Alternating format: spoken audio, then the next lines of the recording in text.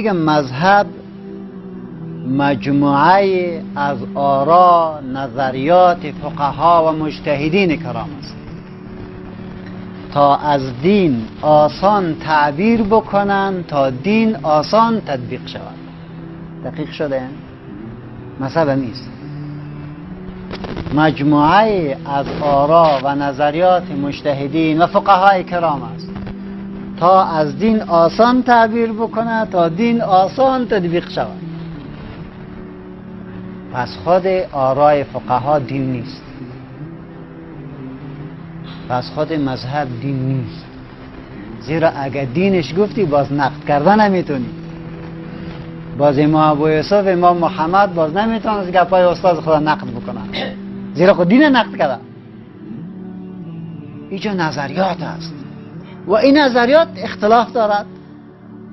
چرا اختلاف داره؟ به خاطر مکان و زمانی که امام ابو حنیفه زندگی میکرد یک رقم بود، زمان مکانی که امام ابو یوسف قاضی القضات شد دیگر رقم بود، زمانی که امام محمد زندگی میکرد دیگر رقم بود، زمانی که مجتهدین بعدی آمدن دیگر رقم بودن. اونا هر کدامشان به خاطر که اصل دین که کتاب الله و سنت رسول الله هست و ثابت ماست دقیق تعبیر شود مطابق به ظروف جامعهشان تعبیر از دین کردن.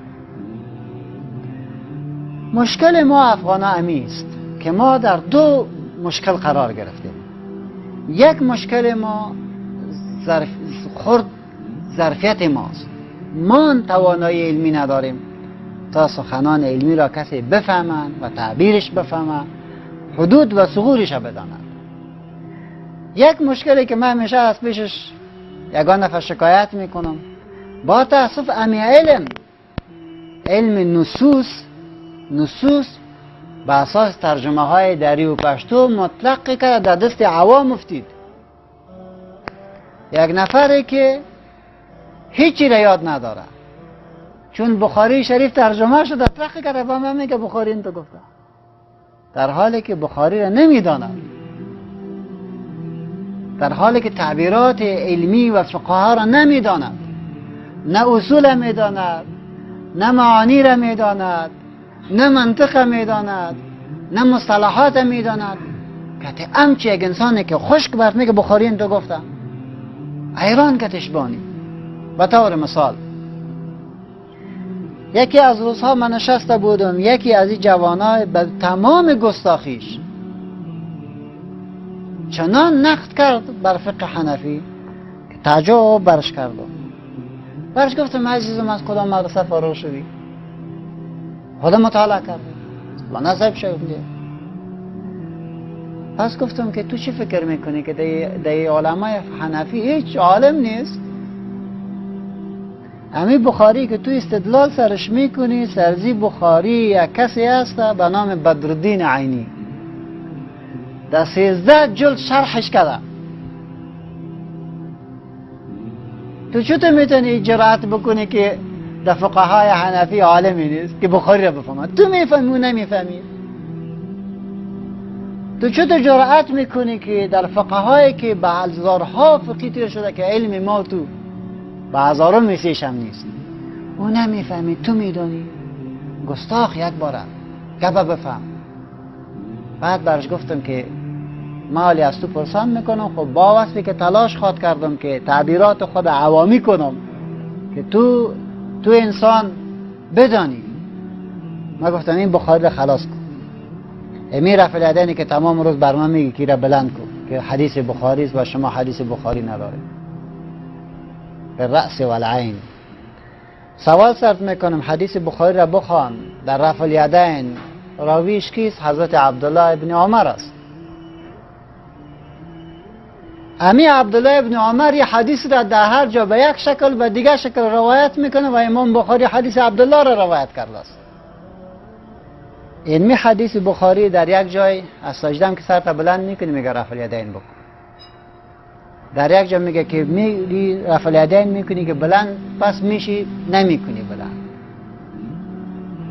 حالی ما از تو پرسان میکنی دمی سجده که سرت بالا میکنی چرا جوان رفع الیدین نمیکنی؟ کجام رفع الیدین کو دیگه؟ کجام رفع الیدین کو؟ تو خود همیشه حدیث بخاری را ترک کردی. چرا ترکش کردی؟ یه متحیران من. من گفتم هر جوابی که تو به امی جا دادی اونو جواب برای ترک رفع الیدین ما در دیگر جای آمد. هر جوابی که تو دادی، زیرا تو دیجا حدیث بخاری قبول نکردی. پس ما باید درک بکنیم، ما جامعه خود را، روش خود را به سمت باید ببریم که مردم را به طرف بدبختی نکشانیم. تلاش میکنیم با تمام شرح صدر در بدعت، در خرافات، در شرک. الله شاید زبان گنگ شود که ما جای بدعت ببینیم، شرک ببینیم، خرافات ببینیم و او را رد نکنیم و در او تسامح بکنیم، به مردم بگیم خیر است که مرا کسی وابی نگه. خدا کنه تمام روز برام بگویم خرافات است، بدعت است، باید رد شود. ولی فقه خو با این عظمتش، با این تعبیرش، این قانون ماست، این تراث ماست، خب باید ما محفوظ نگاه بکنیم.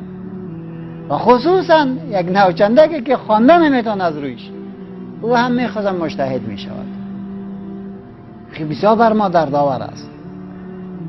برداشت ما است که همه قدر که ما توجیه میکنیم جوان خود را، برادرای خود را، و تسامح فرایش میخوانیم، به تحقیق فرایش میخوانیم و برش میگیم که ما آماده نقد هستیم. اقوال امام ابو حنیفه رحمت الله علیه، اقوال امام مالک، اقوال امام شافعی، این فقهای بزرگوار ما معصوم نیستند. اشتباه شاید کرده باشه، خب والله به اشتباهش هم پروردگار یک اجر برش داده است. این نر مردم، این قوی مردم اشتباه میکنه، ثوابم میگیره. و به جان ما که هیچ ثواب نیست. از عقده، از کینه پر است سینه، ما ثواب نمیگیریم، در حالی که اونا ثواب میگیرن. پس ما برداشتم از دین ایست که بدعت یک قضیه است که دایی نباید تسامح صورت بگیرد و باید رد شود و باید دقیقاً و با تمام جرأت باید رد شود. شرک است، دایی نباید تسامح شود و نباید ما بر مردم خود که یک خوشبلوکی بکنیم و خرافات برش بگیم که هیچ گپی نیست. دایی باید جدی بوده باشه. تو میفهمی، من